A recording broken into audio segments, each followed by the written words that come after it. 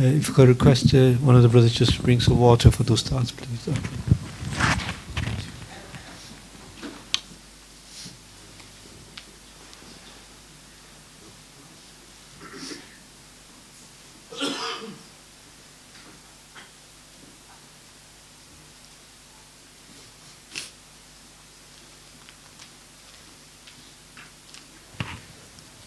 Okay, are we all settled in now?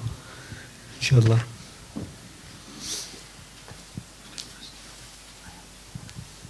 Jazakallah. Just I'll hand it over to the stars now, inshallah.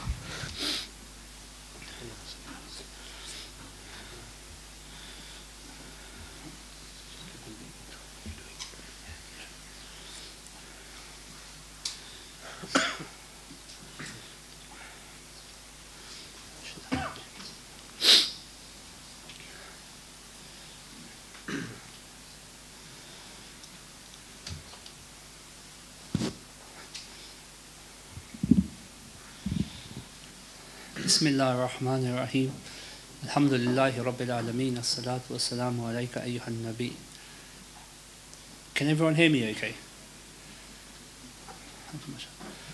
Brothers at the back, Brother Abdullah, Brother Ilyas, Harun, can you guys hear me okay? A bit louder, okay, inshallah.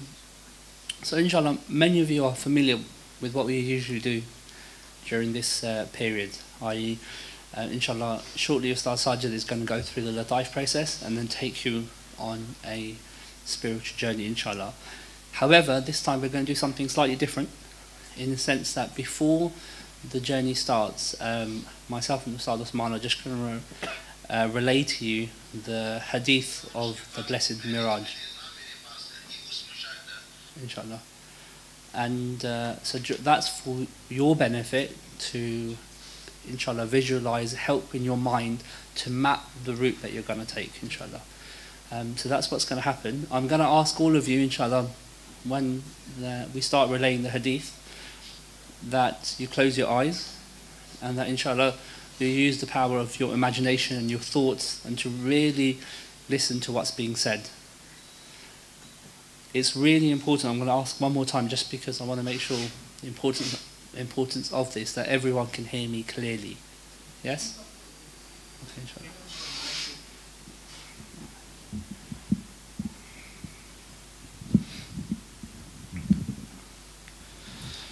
Okay, inshallah. So if I can ask everyone to close their eyes, inshallah, hopefully that squeaking will go.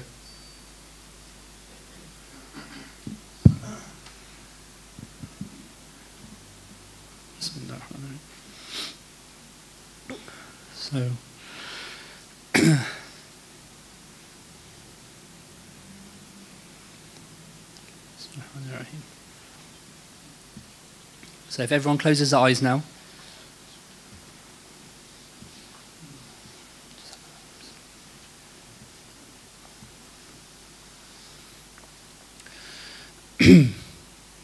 Remember the three keys. Remember that Allah is with you, that He's watching you, and that He's hearing you. Now it's really important. I know some brothers are closing their eyes and opening their eyes. You're here for 24 hours. Really get yourself into the mindset. You want to yearn, you really want to experience, you want to see. So if you hear anything or you feel that someone walks past you, just continue to keep your eyes closed and keep focused, inshallah.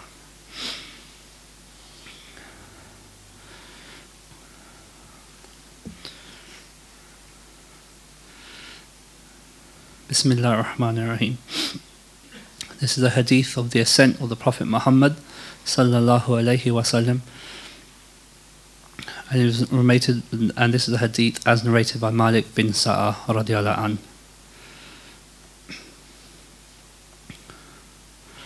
The Prophet ﷺ said, "While I was at the house in a state midway between sleep and wakefulness, an angel recognized me.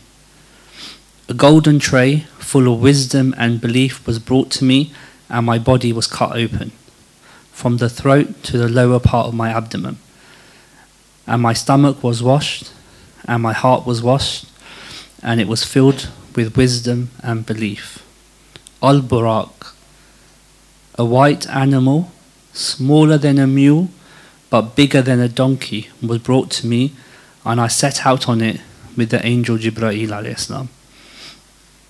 When I reached the nearest heaven, Gabriel said to the gatekeeper of that heaven, "Open the gate." The gatekeeper asked, "Who is it?" He said, "It is Gabriel." The gatekeeper asked, "And who accompanies you, Gabriel?" And he said, "Muhammad." The gatekeeper said, "Has he been called? Is this Muhammad, the one that we've heard of?" And Gabriel said, "Yes." Then it was said, "He is welcomed, and what a wonderful visit it is." And then I met Adam and greeted him, and he said, "You are welcome, O son and prophet." Then we ascended to the second heaven, and again it was asked, "Who is it?" Gabriel said, "It is Gabriel." And again it was asked, "And who is with you?" And Gabriel said, "Muhammad." And it was asked, "Has he been sent?" And Gabriel said, "Yes, he has. He is welcomed, and what a wonderful visit he is." Then I met Isa and Yahya, and again they welcomed, and they said, "O brother and O prophet." And then Gabriel and the prophet, and it said that we ascended to the third heaven. And again it was asked, "Who is it?" And Gabriel again said, "It is Gabriel." And it was asked, "Who is with you?" And the gatekeepers asked with such elation when it was responded, i.e. it is Muhammad.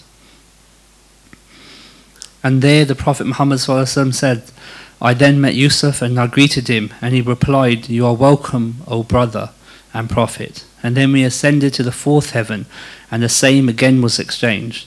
And there I met Idris alayhi salam and greeted him. He said, "You are welcome, O brother and prophet."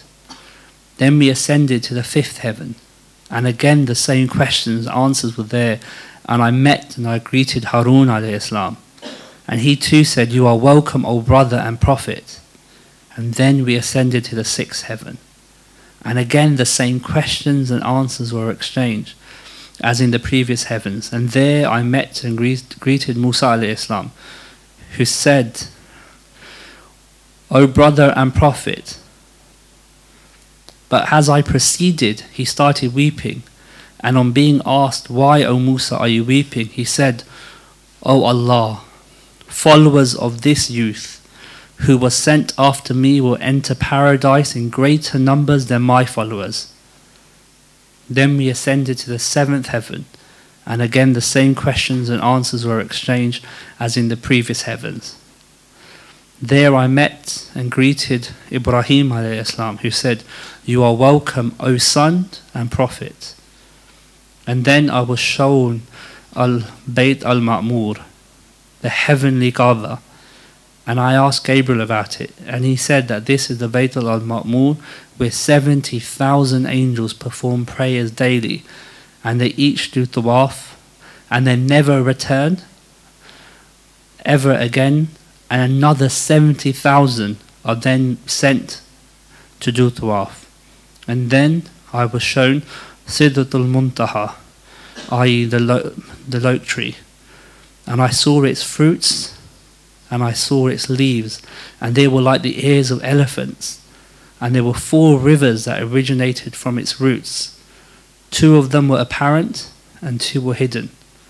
I asked Gabriel about those rivers, and he said, "The 2 rivers that are in paradise, those are the hidden ones, and the 2 ones that are apparent, those are the ones from the Nile and the Euphrates."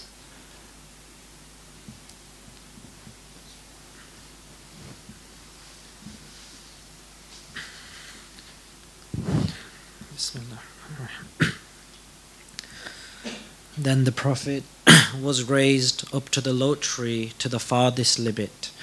There ends whatever ascends from the earth before it is seized, and whatever descends from above before it is seized.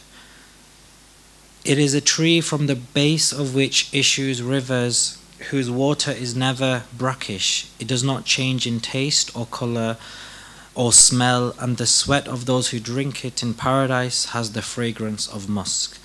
And rivers of milk whose taste does not change after it is drunk, and rivers of wine which brings only pleasure to those who drink it, and rivers of purified honey.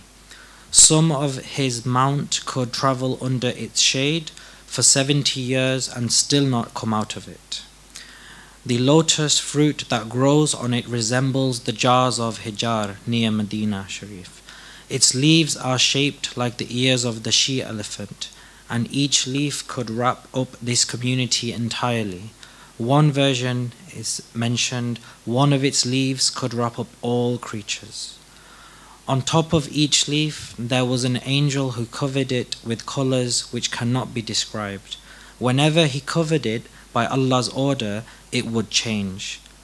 It would turn into sapphire and chrysolite, the beauty of which it is impossible for anyone to praise according to what its merit.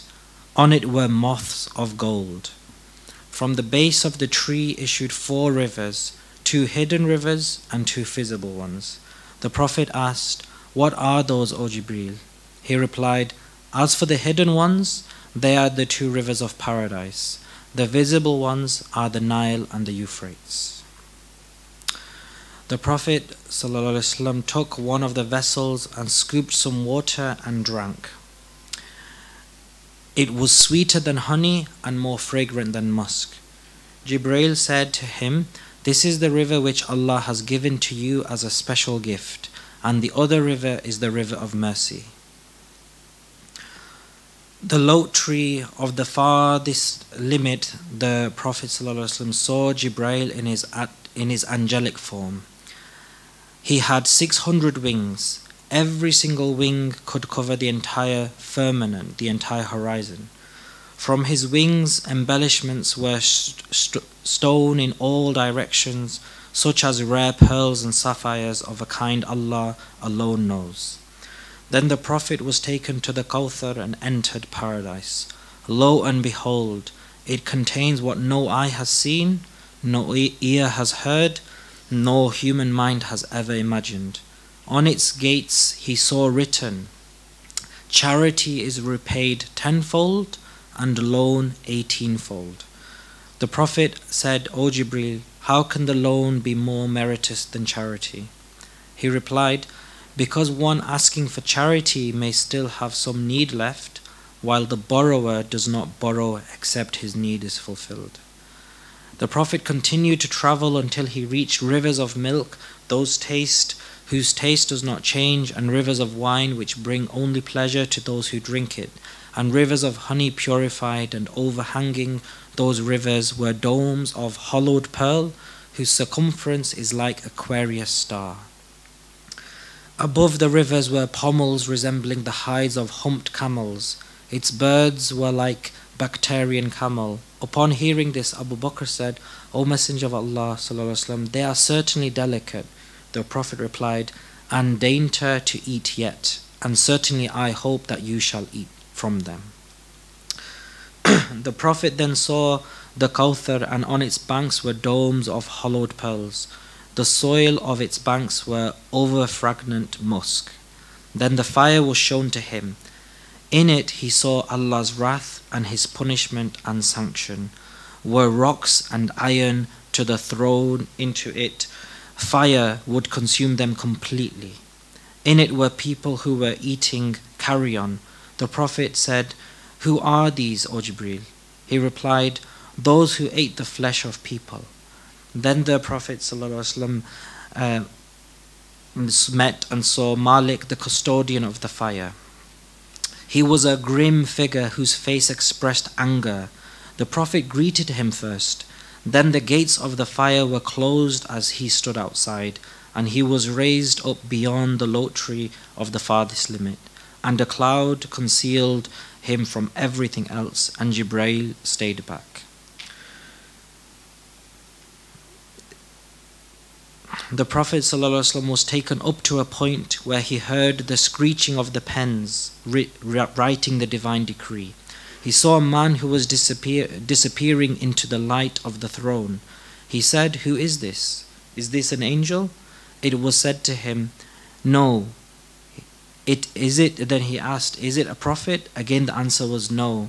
He said, Who is it then? The answer was, This is a man whose tongue was moist with Allah's remembrance in the world, and his heart was attached to the mosques, and he never incurred the curse of his father and mother. Then the Prophet ﷺ saw his Lord, the glorious, the exalted, and he fell prostrate, and at that time his Lord spoke to him. Then 50 prayers were enjoined on me. I descended till I met Musa, who asked me, What have you done? I said, 50 prayers have been enjoined on me. He said, I know the people better than you, because I had the hardest experience to bring Bani Israel to obedience. Your followers cannot put up with such obligation, so return to your Lord and request him to reduce the number of prayers. I returned and requested Allah subhanahu wa ta'ala for reduction, and he made it 40. I returned and met Musa and had a similar discussion, and then returned again to Allah for reduction, and he made it 30, then 20, then 10, and then I came to Musa, who repeated the same advice. Ultimately, Allah reduced it to 5. When I came to Musa again, he said, What have you done? I said, Allah has made it 5 only. He repeated the same advice, but I said that I surrendered to Allah's final order. Allah's apostle was addressed by Allah, I have decreed my obligation and have reduced the burden on my slaves, and I shall reward a single good deed as if it were 10 good deeds. Subhanakallahumma bihamdika, ashhadu an la ilaha illa anta,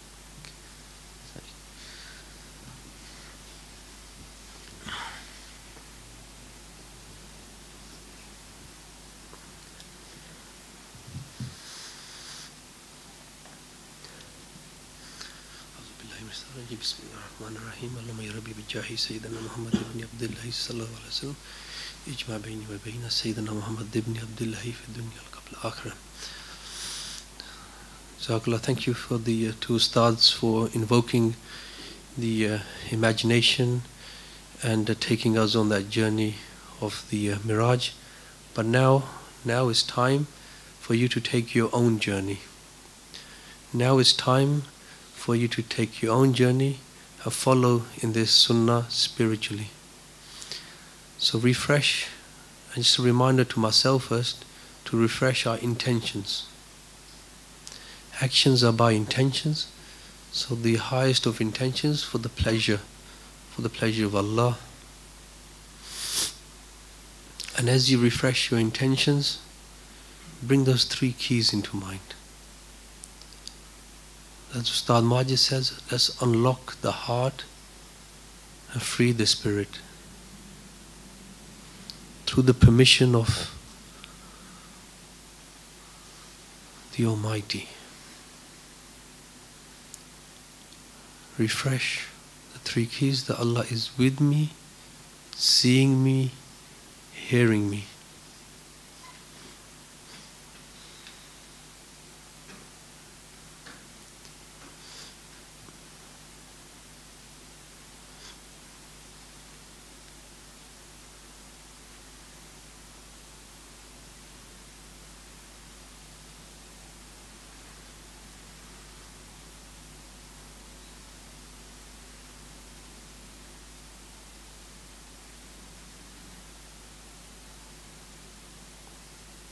As you bring yourself into the presence, now to yourselves recite the protection askars. Surat Fatiha once, Ayatul Kursi once, then the 3 quls in order. When you complete it, blow on your hands and rub over your body.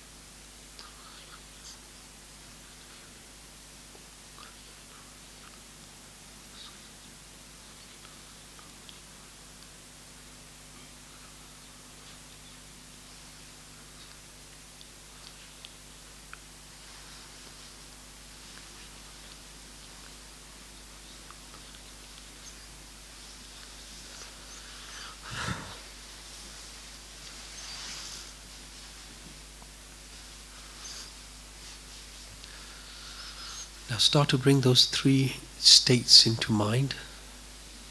First one being humbleness, ajazi, humbleness. Anything that brings you into the state of humbleness. Easiest one sometimes is to think about your sins.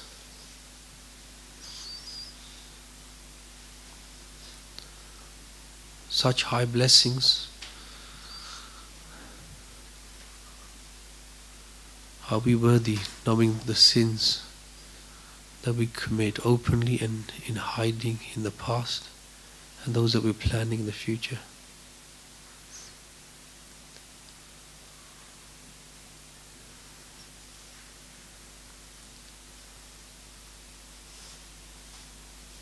Shukr, come into a state of thankfulness, gratefulness, despite our sins, our shortcomings. Allah the Exalted blesses us again and again. What a blessing to even be sitting in this gathering.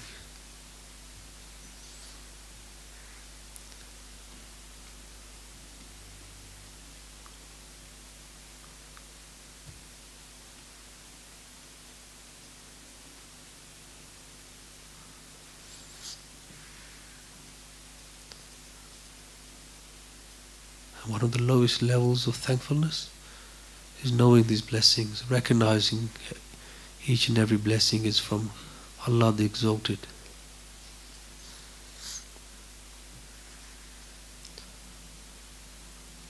Yes, we have the permission, we have the methodology, our imaginations have been invoked, but our reliance is in Allah. Come into a state of reliance.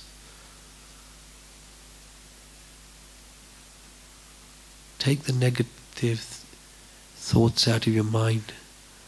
My vision isn't clear. Or even, I travel very easily. I do not even need to do the methodology. For take the I out and put all your reliance on Allah. There should be no negative. No negative, suspicious thoughts, whether I am or I am not, when your reliance is on Allah. Take the I away.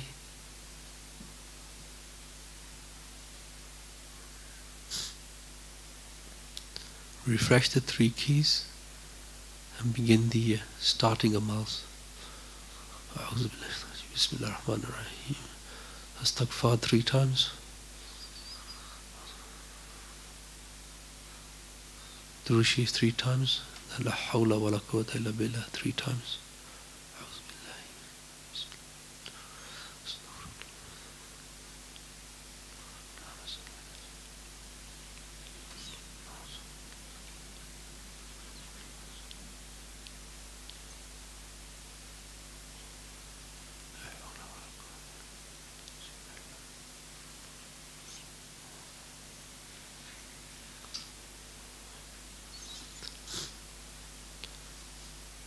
Now as you refresh the 3 keys, imagine the beautiful name of Allah. The beautiful name of Allah is above this gathering.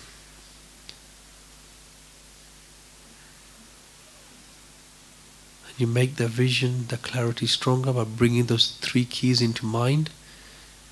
And as you do that, the beautiful name of Allah is emanating, is Nuri Nur, full of Nur, showering upon all of us in this gathering.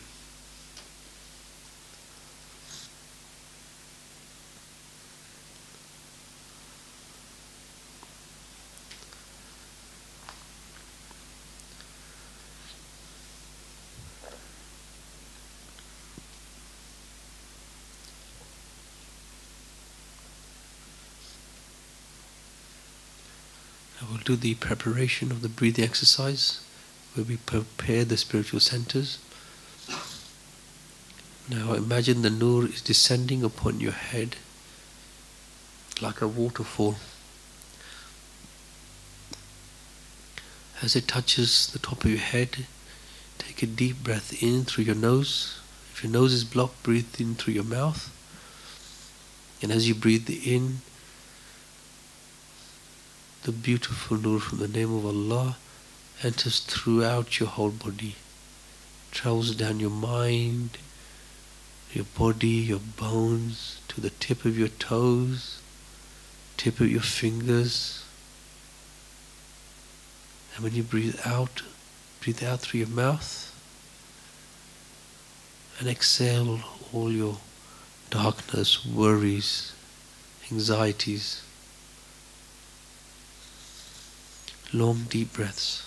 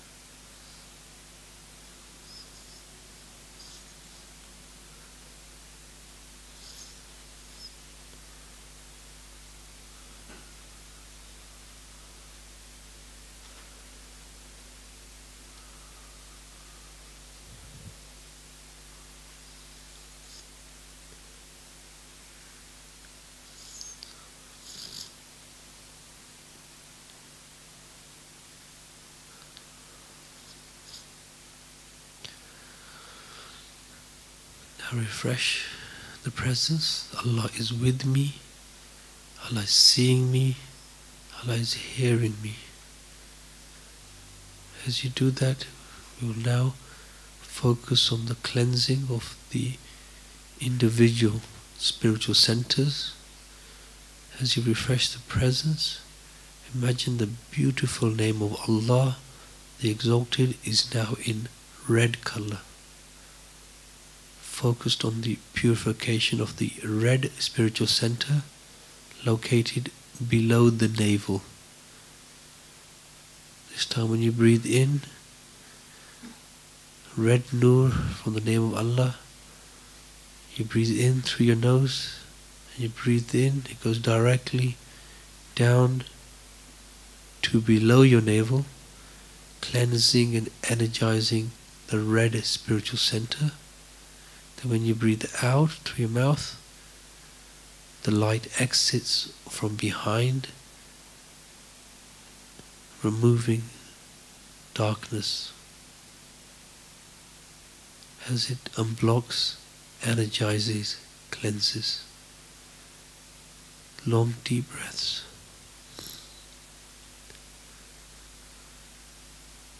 The beautiful name of Allah is in red, cleansing the red spiritual center below the navel.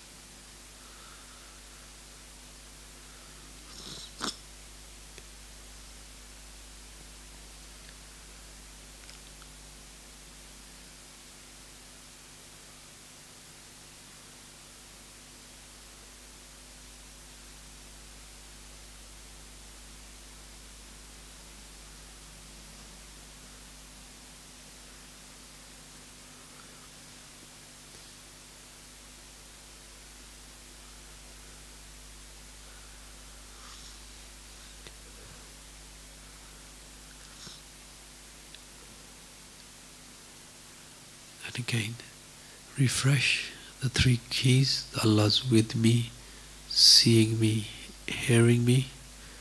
Imagine the beautiful name of Allah is now in orange color, linked with the cleansing of the orange spiritual center at the level of the navel. This time when you breathe in the orange nur from the name of Allah. As you breathe in, it goes straight to the navel, energizing, cleansing the orange spiritual center. And you breathe out, the light exits from behind.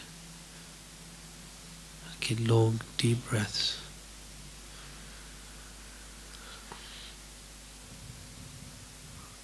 Orange navel.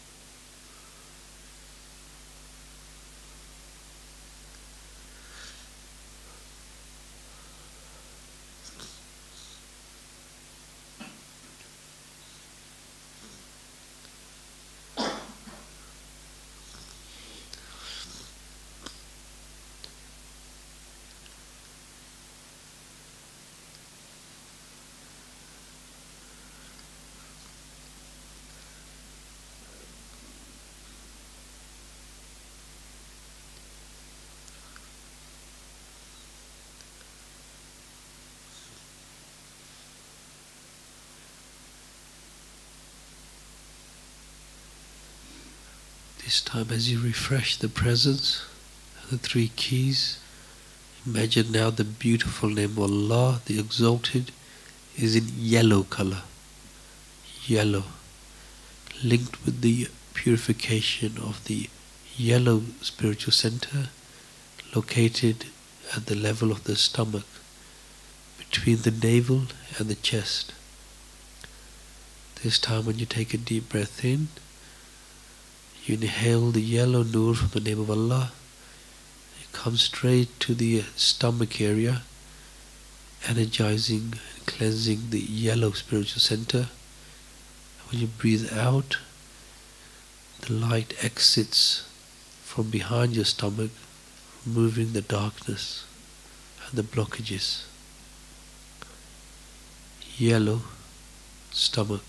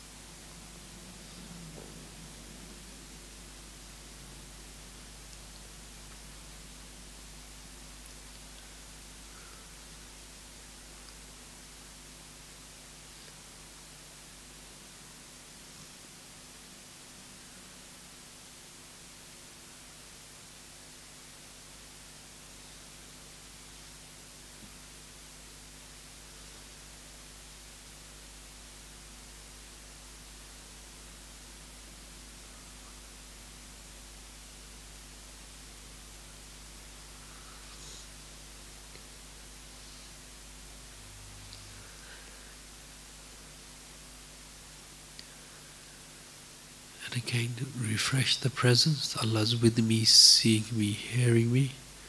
As you do that, imagine now the beautiful name of Allah is in green color. Green. Linked with the purification of the green spiritual center, located center of the chest at the level of the heart. This time when you inhale the green nur from the name of Allah, and as you breathe it in, you go straight to the chest, energizing, cleansing the green spiritual center. When you breathe out, the light exits from behind your chest, removing the darkness and the blockages. Green chest.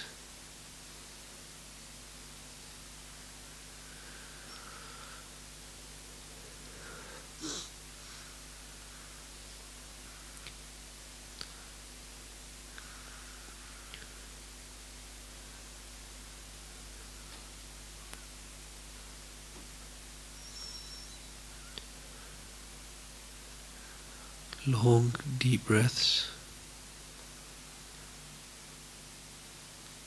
Start to think of your teacher as well now. Shaykh Ahmad Dabak.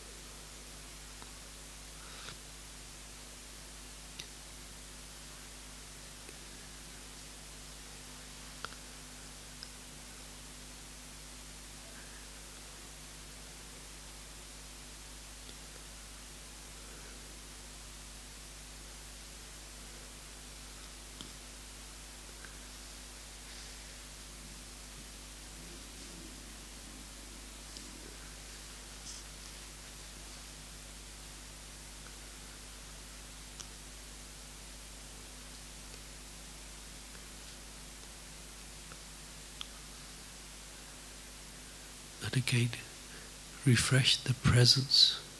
Allah's with me, seeing me, hearing me. Now imagine the beautiful name of Allah is in light blue color. Light blue linked with the purification of the light blue spiritual center located at the level of the throat. And this time when you inhale, breathe in, you breathe in the light blue nur, it goes straight to your throat, energizing and cleansing the light blue spiritual center. When you breathe out, the light exits from the back of your neck, energizing, cleansing the light blue spiritual center. Long, deep breaths.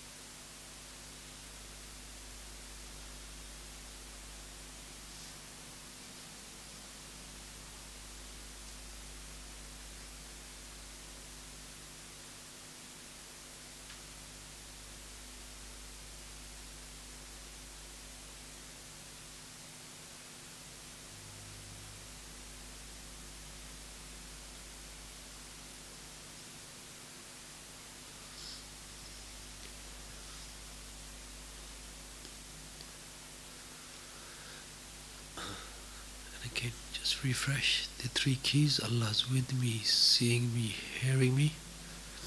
Now imagine the beautiful name Allah is now in dark blue color. Dark blue, focused with the cleansing of the dark blue spiritual center located at the level of the forehead. This time when you breathe in, imagine the beautiful name of Allah is in dark blue, and the light coming from the name of Allah is also dark blue. As you breathe in, the light enters the front of your forehead, directly energizing, cleansing the dark blue spiritual center. And when you breathe out, the light exits from the back of your head, removing the darkness. dark blue forehead.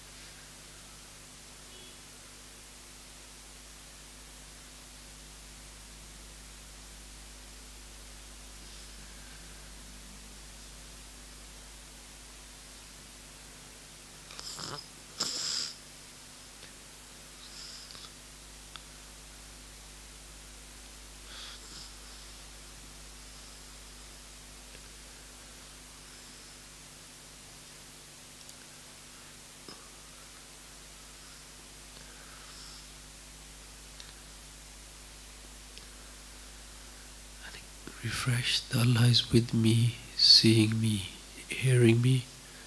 Imagine the beautiful name of Allah is now in white color, white. The cleansing of the white spiritual center, which is located just above the head. This time when you breathe in, the white nur from the name of Allah enters at the front of the white spiritual center, above your head, and when you exhale, breathe out, the light exits from behind, energizing and cleansing the white spiritual center.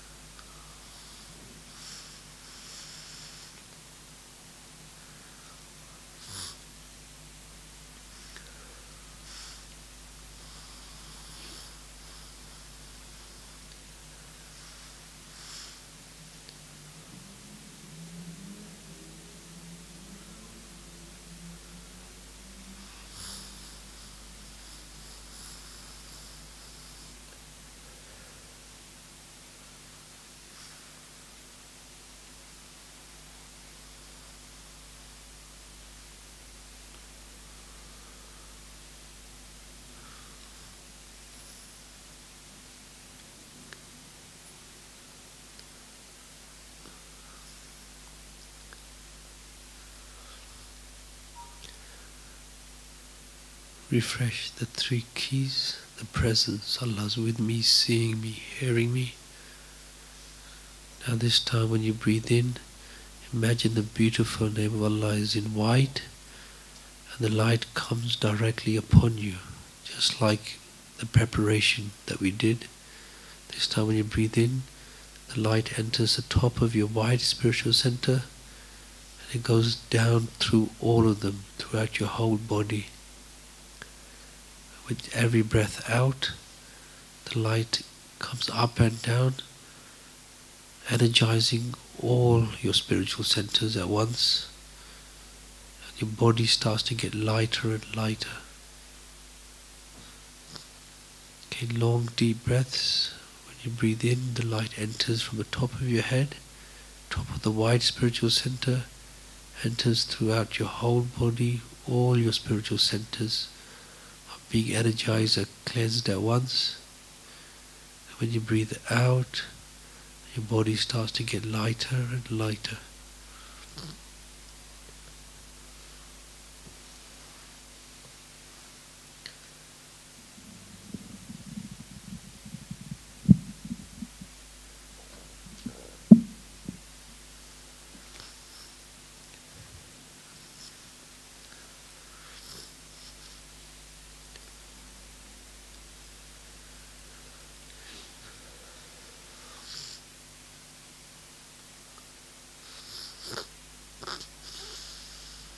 Body is now getting so light that it starts to disintegrate, disappear from the bottom up. Imagine now your feet, your legs have disappeared.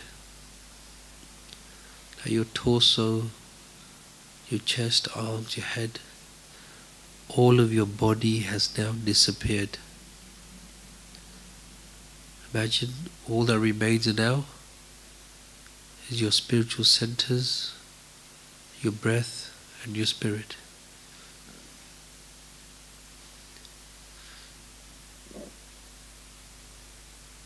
Stay focused on your breathing. Now, one by one, your spiritual centers will disappear. Starting with the red is now disappeared, finished. Orange gone. Yellow, green, light blue, dark blue, white, all gone. All your spiritual centers have now disappeared. Keep focus on your breathing, stay relaxed. Just your breath and your spirit remain. And again, with the power of your imagination, imagine, think, and create your spiritual body now in front of you. This can be a mirror image. It's like looking in the mirror. A white outline is sufficient also. Imagine a mirror copy. Your spiritual body is now in front of you.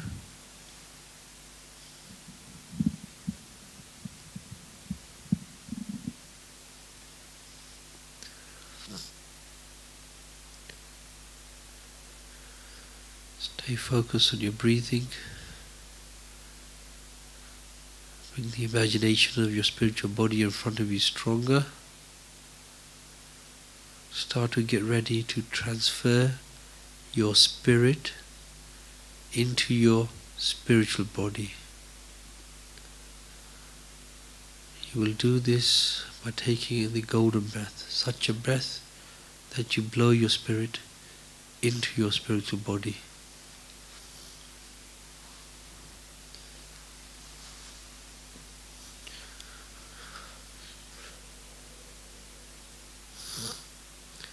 Now start to do that in your own time. Take a strong breath out and breathe your spirit into your spiritual body.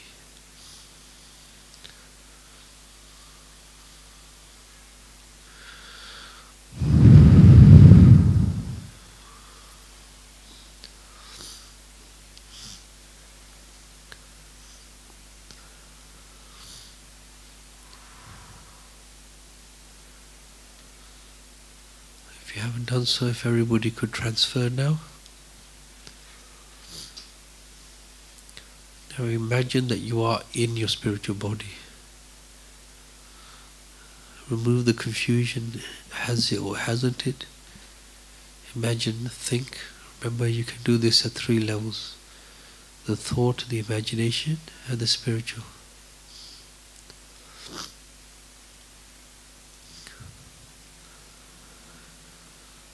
As you relax yourself, imagine now you're in your spiritual body. You are in this Zavia. And start to think of your teacher. Think of Hazrat Sahib, Shah and the Bagh spirit. As you do this, you start to feel, see the presence of the spiritual world right in front of you now. There are many lights, as if the heavens are open. See many angels around. Think of your teacher. You see Hazrat Sahib is here with us. The spirit is very happy. The angels are very happy. They are coming down from the heavens with lights, jewels of lights. You see the teacher making them into a crown of light and placing it as a welcome and a reward for each and every one of you who have entered this level of retreat.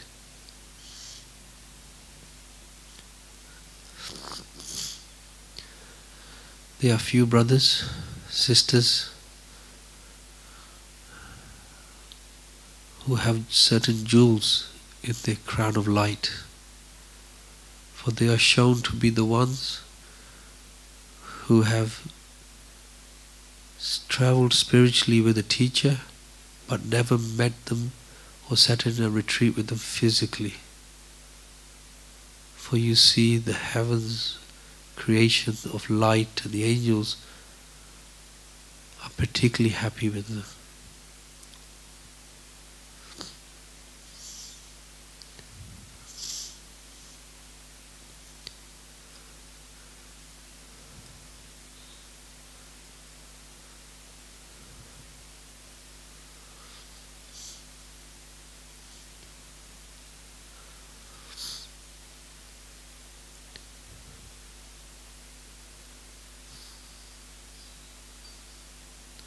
As we observe this scene, see the teachers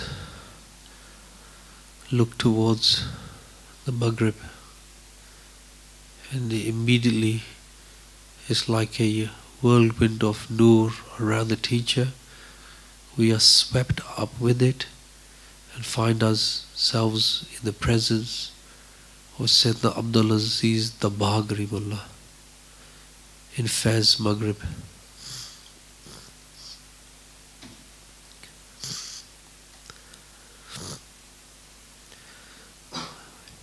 We are observing and see the teacher with such other respect meeting.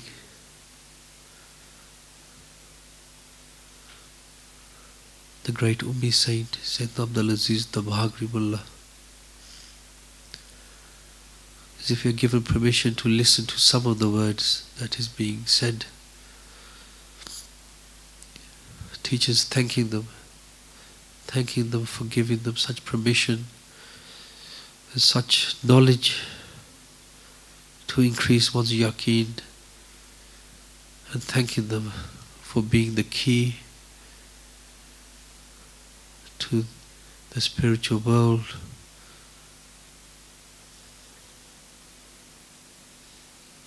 To such closeness to Allah Azza wa Jal, to the Prophet Sallallahu Alaihi Wasallam.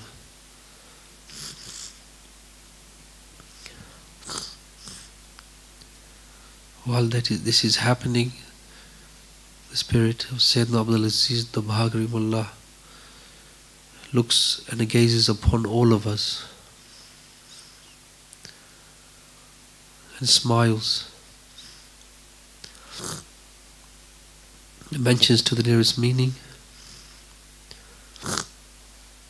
For your thankfulness after Allah subhanahu wa ta'ala and the Prophet sallallahu alaihi wasallam, particularly on this journey, is not to me but to your teacher. For they are the ones who have opened this knowledge and shared it with you openly. For they are the key to this journey. Yes, your imagination has been invoked, but the real journey and the opening of spiritual travel is through your master. Referring to the teacher, Shaykh Ahmad Dabag.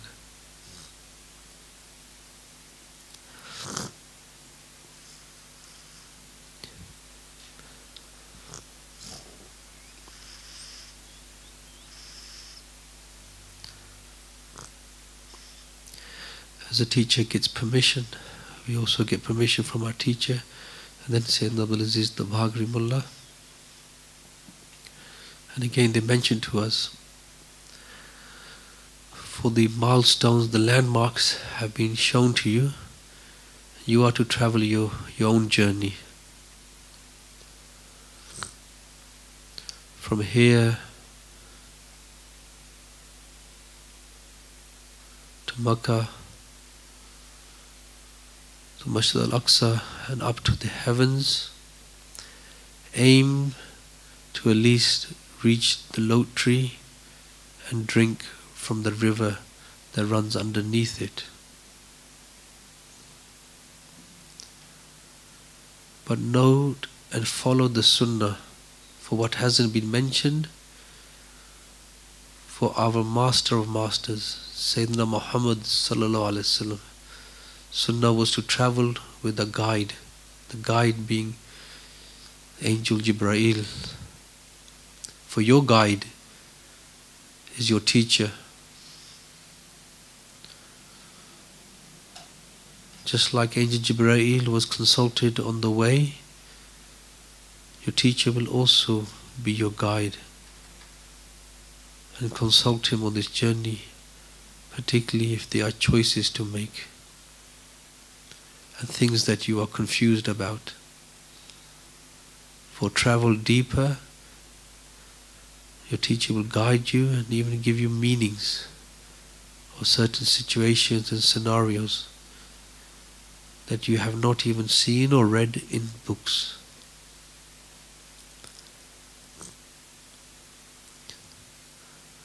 For each heaven and sky, there is a heavenly Kaaba.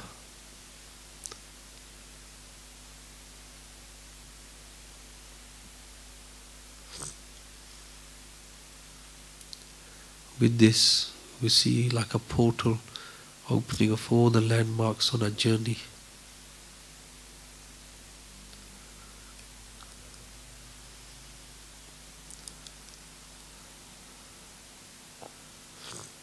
In the distance, you see a barak,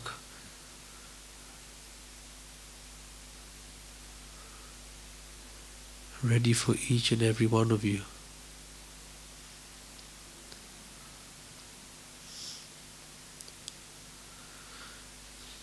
Teacher holds their hand out,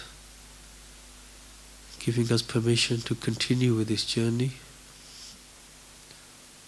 For we will now remain silent, and you will travel your own journey with your master, your teacher.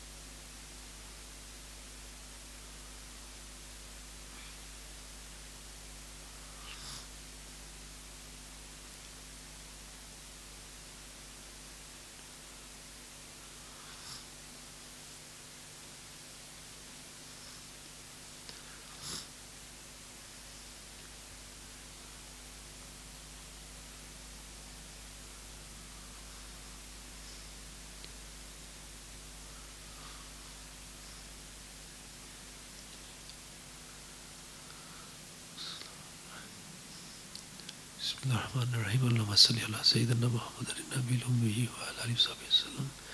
wherever you have reached now, take permission and recite Durud in your heart and slowly start to come back.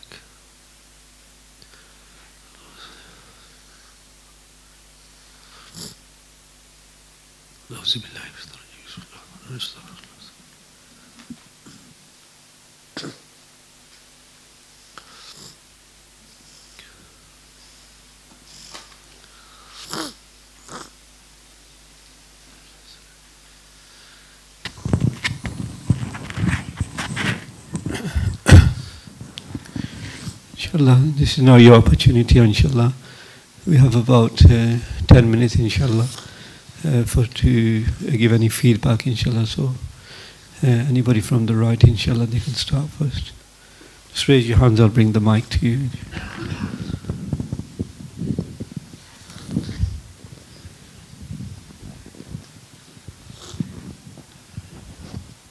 Any volunteers? Otherwise, I'm going to walk to somebody, inshallah.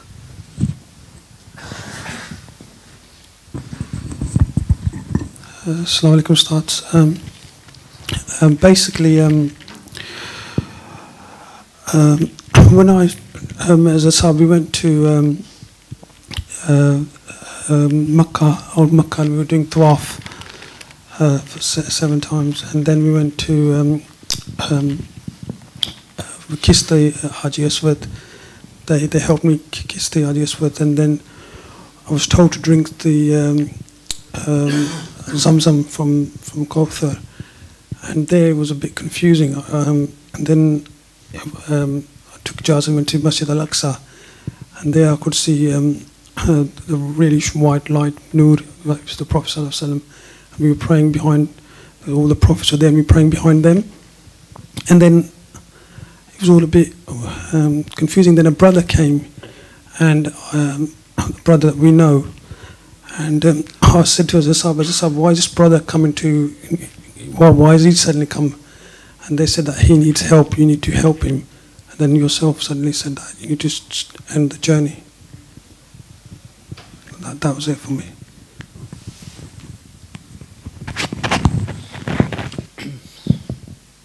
MashaAllah. When you say there were bits that were confusing, what do you mean? Like, for example, this brother, you know, the rest of it, I mean, I was... Sorry, just take a step back. So you mentioned that when you were praying behind the Prophets. Yeah, that sort of the thing was clear, because I had a slow start, so I wasn't sure if I was invoking my imagination to begin with, and I think I may have been, but then like sort of things that I wouldn't really, like I just sweat the stones, and then the Zamzam, you know, and that was said that I think the water that you need to, from my own mind, that's going to help your own mind. And so even then I was thinking, am I travelling, or I didn't have that thought at the time. I'm just having that thought now with yourself. But when this brother appeared, and it's not somebody I thought of today or even thought of, you know, and they just said that he's depressed. I think I was always having marriage problems. I couldn't figure out which one, and that you need to help him. So, mashallah, I mean, yourself has been travelling regularly, I understand. In terms of just for everyone else's benefit as well, when you are blessed to visit these sites such as the Kaaba and so forth, the focus is still on your journey, because sometimes you might find that you're drinking Zamzam water, but it's being drunk from the whole of Kauthar, and why are you not fulfilling the normal rites that one would do in Umrah? You know, at that moment, rather than get into the battle between, oh, is this coming from me? Is it not coming from me? The focus should just be continue to carry on with your journey. So that would just be the first point to take away. As for the rest of it, alhamdulillah, Mabruk, I mean, it's straightforward, inshallah.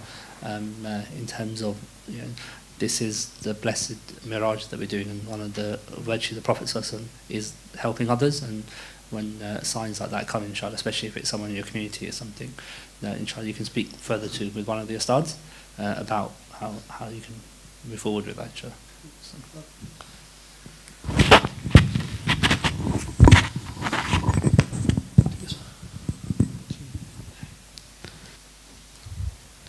Anybody else, please?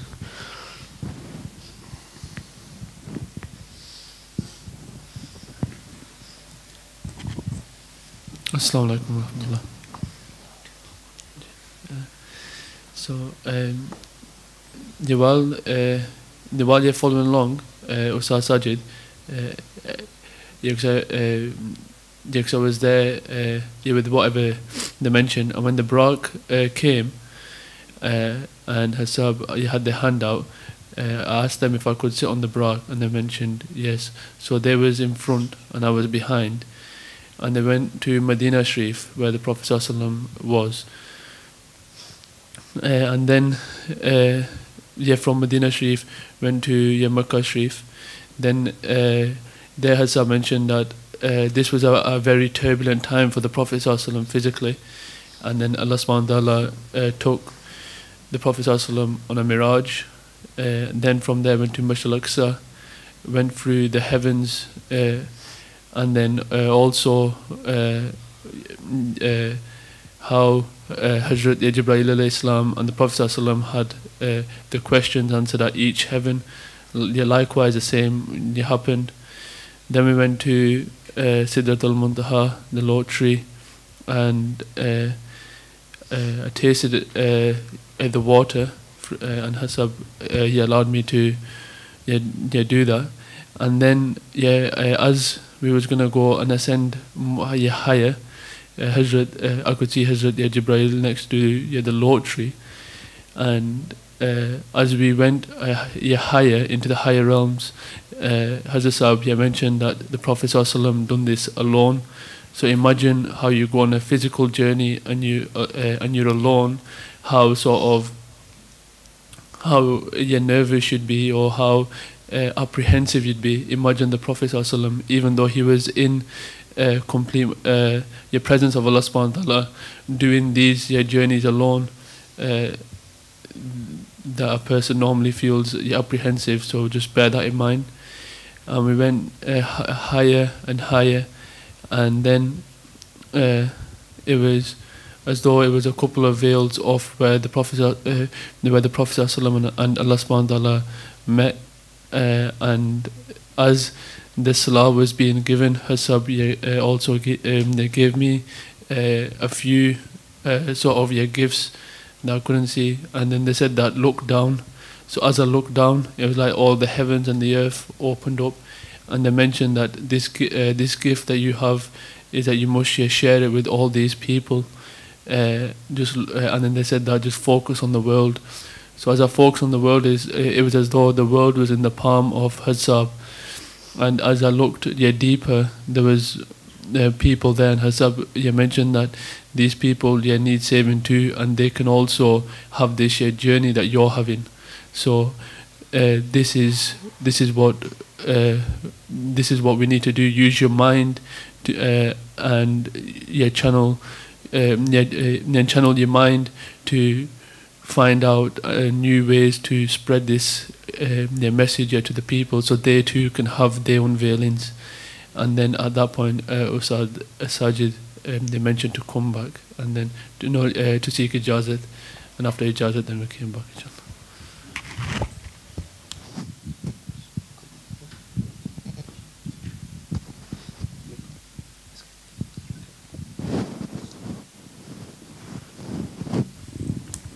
Jazakallah. Anybody else, please?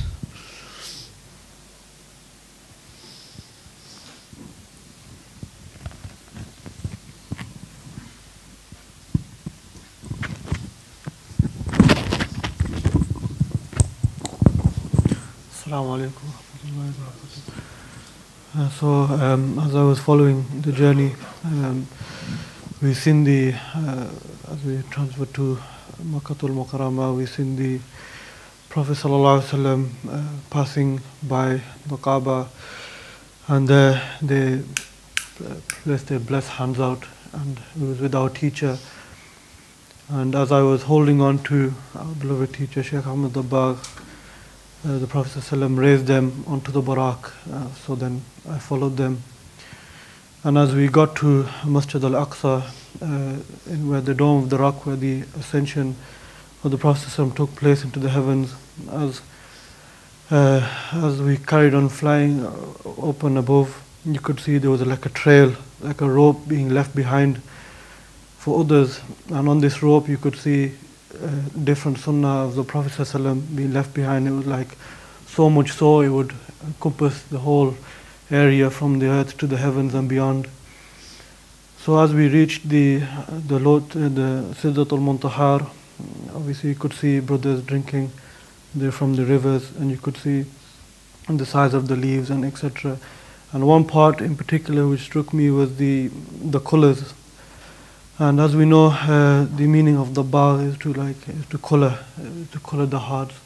And so for example, there was different colors, and different brothers would take different aspects from this, and they would enlighten themselves with it. For example, brothers who are learning to teach, they're taking one color, and there are other brothers who are taking, like for example, administration duties and khidmah, for example, and it's a different color.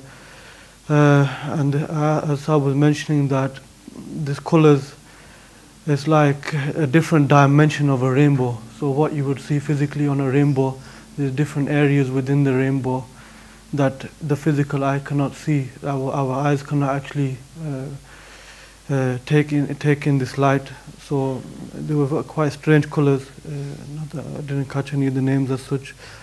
And then more so, we went even more beyond, past, as following the Prophet ﷺ. There was more sunnahs and sunnahs. And as you could see, the light started to get stronger and stronger. And these were the sunnahs which people would find difficult to follow. For example, this sunnah of Miraj that people start to leave. And as people got more, you would see how much less and less people are following these particular sunnahs.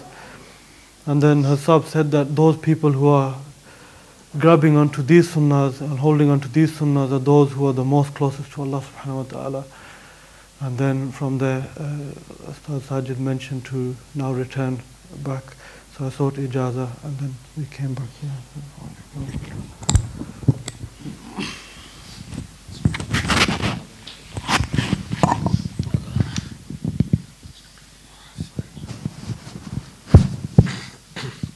So Bismillah, the matters which you're mentioning regarding the different colors and the qualities, they're referring to the qualities of the Shaykh, because the Holy Prophet ﷺ and all of the prophets and messengers ﷺ, they don't leave inheritance, meaning dunya inheritance. They leave knowledge, and they leave their qualities, and their spiritual power and their spiritual qualities are transferred to their followers.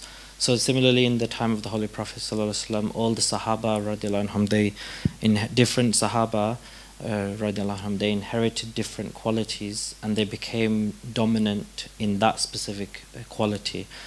But the Holy Prophet ﷺ was able to manifest all of them. If we think about him, he was the perfect father, perfect husband, the perfect leader, the perfect soldier, the perfect leader, the perfect everything was in him. It's not possible for any one person to dominate all of those qualities and to manifest them as well.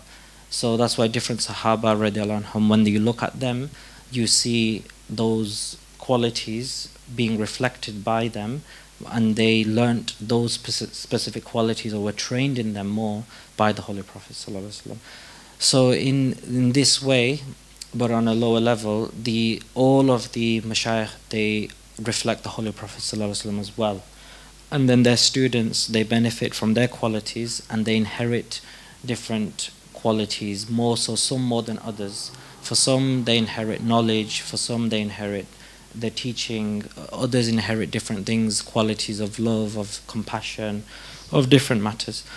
So that's what you're seeing there, and it happens in the spiritual world, it manifests in the physical world, but when a person gets to see this type of thing, then they're seeing it happening in the spiritual world. So the message really should be that I want to inherit these qualities, not for the sake of them, but to benefit mankind from them. And you bring them back with you in this world, and you manifest it in this world on the creation of Allah subhanahu wa ta'ala. So that's really the main thing. But a person should try to focus on one or two or three of those qualities rather than all of them. There's too many for one person to inherit. They should focus on one, two, or three. But then the question is, how do you know which ones that you will take compared to others? And that's a separate matter. But a person needs to, they need to think about the skill which they have, and the skill and the things which their teachers are teaching them, and they need to look at how can I use the skills I have to benefit people. What can I do that can benefit people? What skill and quality do I have? And in there lies the answer of what they can do to help mankind. For every one of you, it will be something different. For one person, it will be being good with people in his shop. For another, it will be good in being a good taxi driver. For another, it will be a good businessman. But for every person, it will be something different. You have to find what it is in your life, how you can be good with the creation and give the image and the message of the Holy Prophet ﷺ.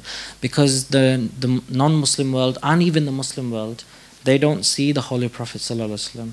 They see him through us. So what we do, that's what they think is our teacher, and ultimately our teacher is the Holy Prophet ﷺ. So they think, well, this is your Prophet, what you're doing. So you have to show the best image, however and whoever you behave with, and because they will see the reflection of the Prophet ﷺ through you. So that's the main thing, inshallah.